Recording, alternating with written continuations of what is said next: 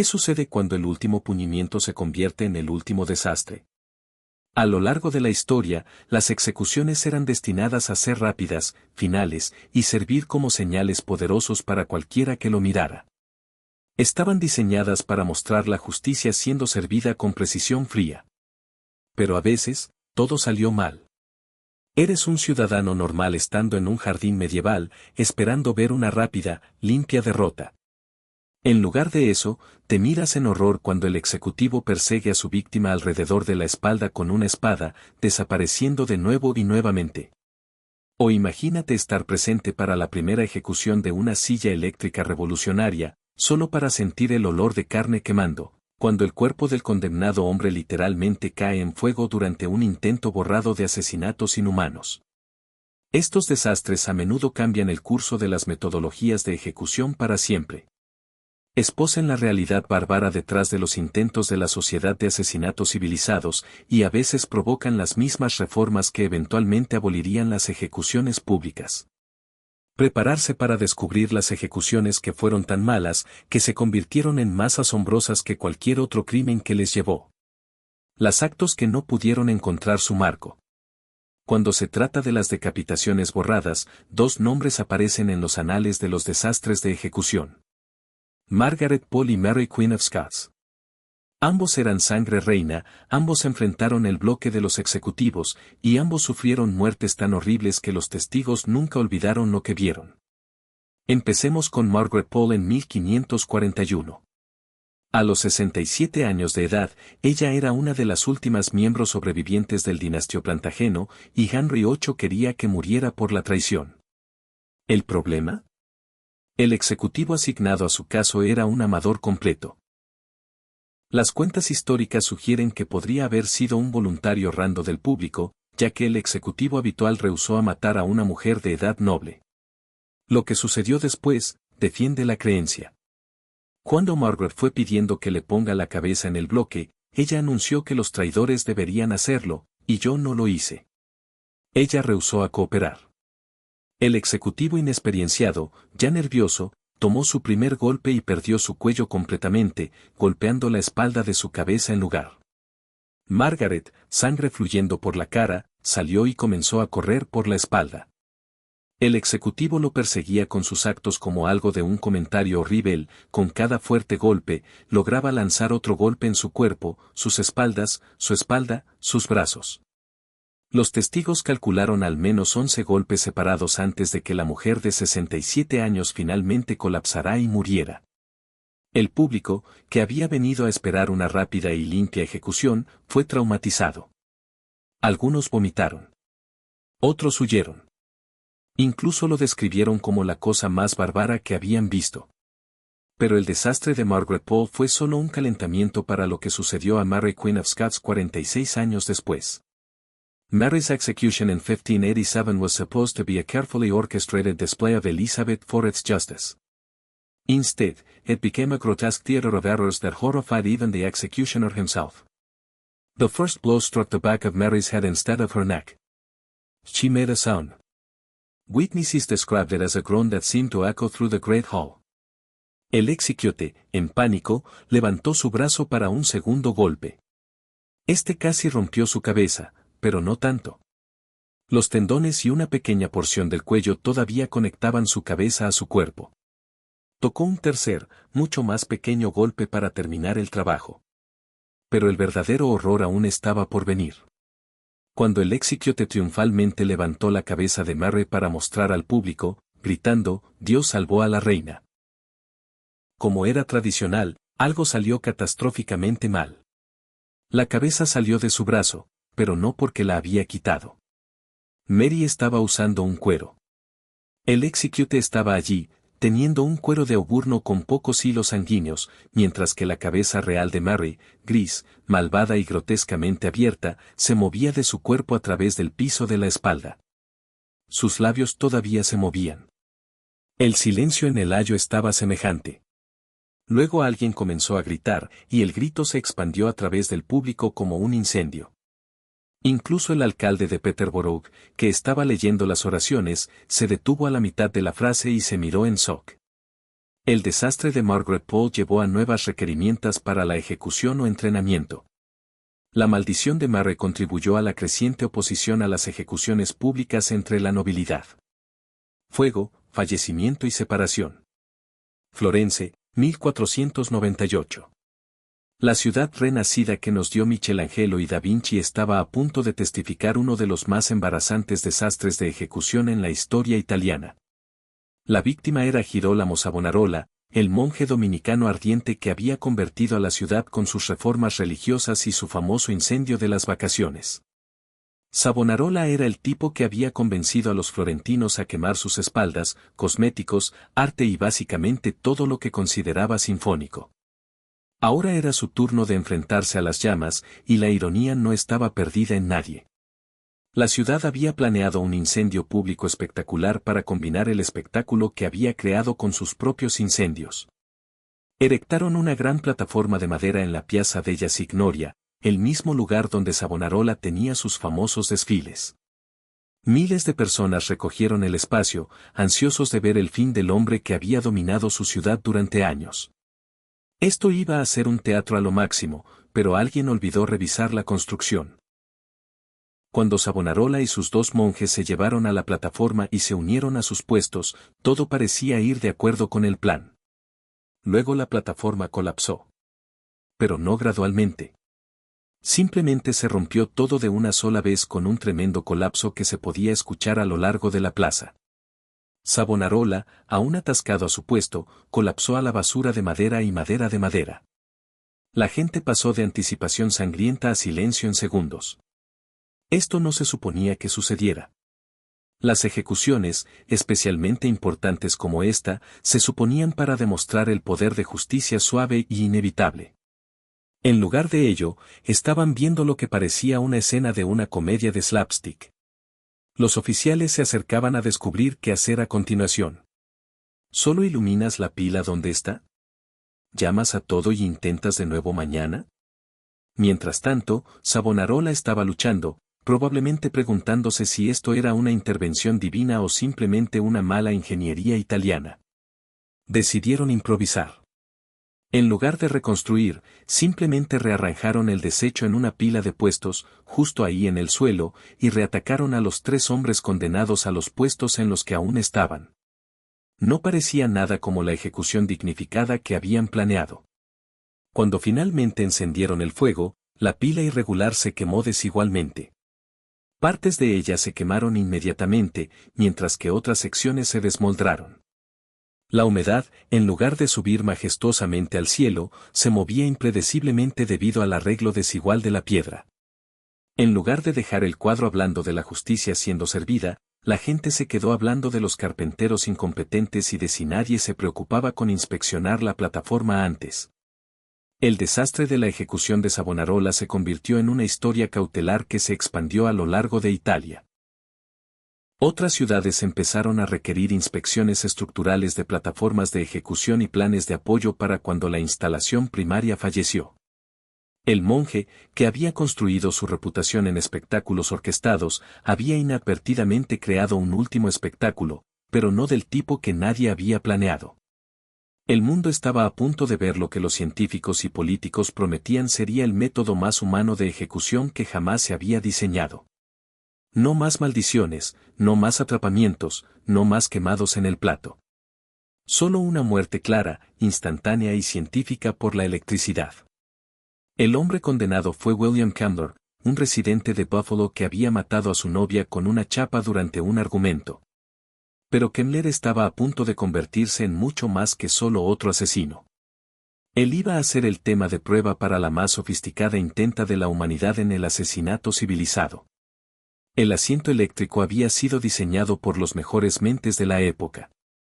Thomas Edison él mismo había sido involucrado en la promoción de la ejecución eléctrica, aunque, irónicamente, estaba tratando de demostrar que su rival George Westinghouse's alternativa de corriente era demasiado peligrosa para el uso público. El asiento parecía impresionante.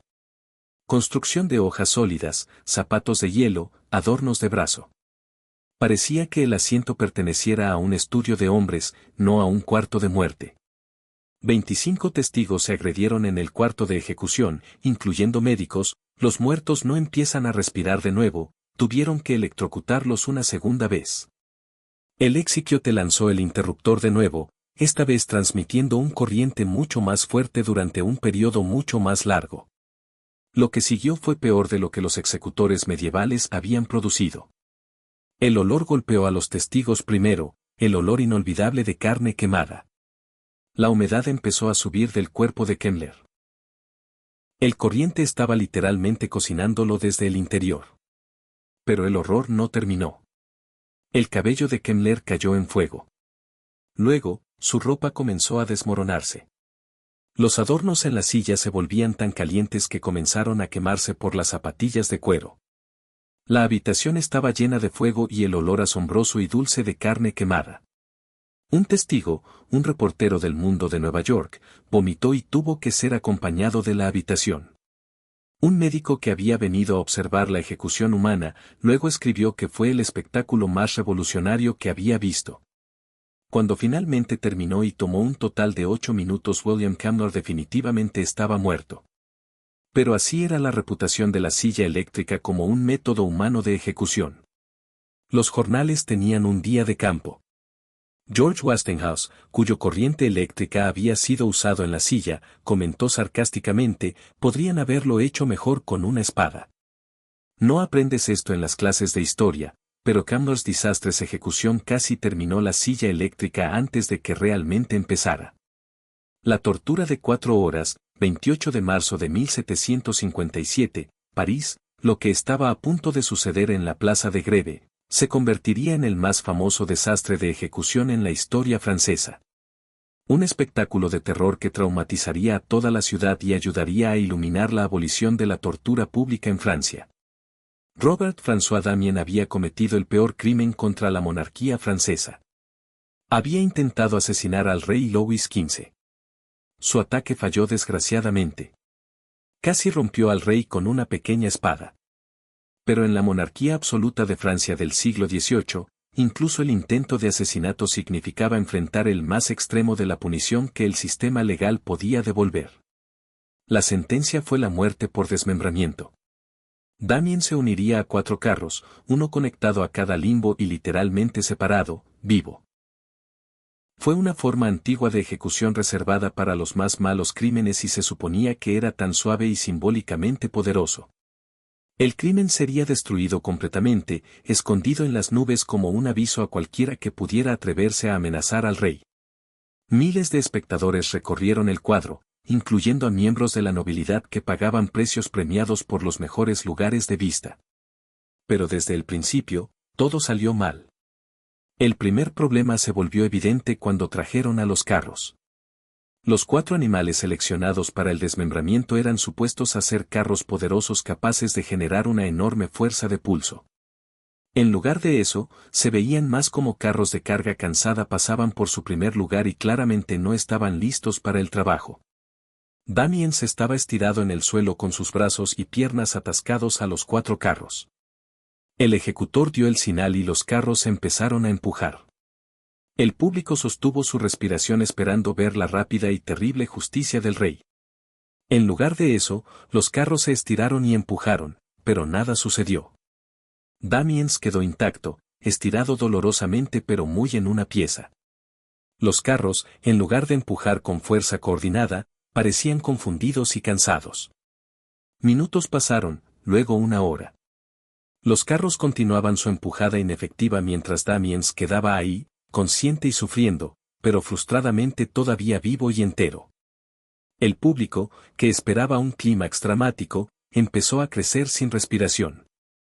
Los oficiales se unieron tratando de descubrir qué hacer. Algunos sugirieron obtener carros diferentes. Otros recomendaron añadir más carros al equipo. Mientras, Damiens estaba sufriendo una agonía inimaginable. Sus huesos se estrenaban lentamente más allá de sus límites, pero no suficientemente para que se separaran. Era como estar en un rato de tortura medieval, excepto que sucedía en público, frente a miles de personas, y era supuestamente su ejecución, no su tortura. Tras 2 horas de este espectáculo grotesco, los oficiales decidieron intervenir. Trajeron carros y comenzaron a cortar los tendones y ligamentos de Damiens manualmente, esperando que las conexiones fueran suficientes para que los carros terminaran el trabajo. Esto convirtió la ejecución de una demostración simbólica de poder royal en algo que parecía más como una tortura pública. La corte ayudó, pero aún no era suficiente. Los carros continuaron su trabajo mientras Damiens, ahora sangrando profundamente de múltiples heridas, quedó consciente y consciente. Los testigos reportaron que él todavía estaba hablando, todavía plegando, todavía muy vivo. Finalmente, con 2 carros adicionales, después de más de 4 horas de esta tortura pública, el cuerpo de Damiens se rompió. Pero aún así, no era el desmembramiento limpio que había planeado. Sus huesos se separaron uno a uno en un proceso prolongado y agonizante que dejó a todos, ejecutores, oficiales y espectadores traumatizados por lo que habían visto. El desastre de la ejecución de Damiens se convirtió en un punto de vuelta en las actitudes francesas hacia la tortura pública y la ejecución. Los filósofos de la Iluminación, como Voltaire, lo usaron como un ejemplo de por qué el sistema judicial necesitaba una reforma fundamental. El espectáculo horrible contribuyó a la creciente movilidad por la abolición de la tortura y el desarrollo de métodos más humanos de la punición. Irónicamente, la ejecución que se intentaba demostrar el poder último de la monarquía, en lugar de eso, ayudó a derramar el mismo sistema que se suponía proteger. Cuando Mercy murió con el condenado, incluso según los estándares de Tudor, lo que iba a pasar con Anthony Babington y sus compañeros conspiradores puso las fronteras de lo que la gente podía comer. El plato de Babington para asesinar a Elizabeth y poner a la reina de Scar en el trono había sido una de las más serias amenazas para el régimen de Tudor, y Elizabeth quería la punición para combatir el crimen. La sentencia fue el horror completo de la alta tortura, la caída, el dibujo y el corte. Pero había un detalle crucial que convertiría esta ejecución de una demostración de justicia en un espectáculo que asombró incluso a la gente de Tudor. Babington y sus compañeros conspiradores fueron a ser cortados de las fronteras de Tudor, los cuales, mientras aún vivían y fuertemente conscientes, se desembocaban y se desmembraban ante sus propios ojos. Esto no era inusual en teoría. La procedencia estándar para los traidores llamó a que fueran asesinados hasta casi muertos, y luego revivieron la parte de la corte. La palabra clave era casi. La mayoría de los ejecucionistas tenían suficiente experiencia para saber cómo rendir a los condenados inconscientes o casi muertos antes de que la parte peor empezara. Fue brutal, pero mantuvo alguna pretensión de mercancía dentro de la brutalidad. Pero alguien, ya sea Elizabeth, sus consejeras o el ejecucionista, decidió que Babington no merecía ninguna mercancía. Los primeros 7 conspiradores fueron llevados a la escapada de Tyburn. La cantidad era enorme, incluso según los estándares de Londres. Todos querían ver cómo Elizabeth se trataría con los hombres que intentaron matarla y restaurar la regla católica a Inglaterra. Los esperaban la brutalidad, pero también esperaban que siga la rutina normal y horrible que habían visto antes. Anthony Babington fue el primero a montar la escapada. Fue detenido durante el tiempo más breve posible, lo suficientemente largo para asegurarse de que aún estuviera totalmente consciente cuando lo cortaron. Lo que siguió rompió cada regla inescribida de la práctica de ejecución de tutoría. Babington fue cortado y desembocado mientras estaba completamente consciente y consciente. El ejecucionista sacó sus intestinos y los echó al fuego mientras Babington observaba. Luego vino la desmembranza. Los brazos y piernas se rompieron mientras aún estaba consciente suficiente para sentir cada corte. La reacción del público fue inmediata y imprecedente. Estos eran las personas que habían observado innumerables ejecuciones acostumbradas a las brutalidades rutinas de la justicia de tutoría. Pero esto cruzó una línea que incluso ellos no sabían que existía. La gente comenzó a gritar para que el ejecucionista se detenga. Otros demandaron que Babington fuera permitido morir antes de que la desmembranza continuara. Algunos miembros del público en realidad intentaron inundar la escapada para terminar la tortura ellos mismos. La ejecución, que se suponía demostrar el poder y la justicia de Elizabeth, se convirtió en un desastre de relaciones públicas. Pero el horror no se acabó. Los 6 conspiradores que quedaban todavía tuvieron que enfrentarse al mismo destino. Sin embargo, algo extraordinario sucedió entre la primera y la segunda batalla de ejecuciones. La reacción del público y posiblemente los reportes de la brutalidad excesiva alcanzaron a Elizabeth. La reina, conocida por sus instintos políticos y su capacidad de leer la opinión pública, hizo una decisión rara mediante la ejecución. Envió mensaje a la escapada que los conspiradores que quedaban deberían estar permitidos para quedarse hasta que estuvieran muertos o inconscientes antes de que la corte empezara. Esta intervención de último minuto fue casi imprecedente en la historia de la ejecución de la reina. Las reinas no modificaban las sentencias mientras estaban siendo llevadas, especialmente no las sentencias por la tortura excesiva. Pero la reacción pública a la desmembranza consciente de Babington había sido tan intensa que incluso Elizabeth reconoció que había ido demasiado lejos. Los 6 conspiradores que quedaban todavía fueron brutalmente ejecutados, pero no tuvieron el horror consciente que Babington había sufrido. La gente, mientras todavía observaba un espectáculo grueso, no reaccionó con el mismo nivel de enojo y revolución. La ejecución de Babington se convirtió en una historia cautelar dentro del gobierno de Tudor sobre los límites de la tolerancia pública por la brutalidad. Incluso en una época en la que las ejecuciones públicas eran entretenimiento común y las puniciones extremas eran aceptadas como necesarias, aún había fronteras que no podían ser cruzadas sin consecuencias. Nuestros escándalos y fallos espectaculares fueron los que formaron nuestro mundo.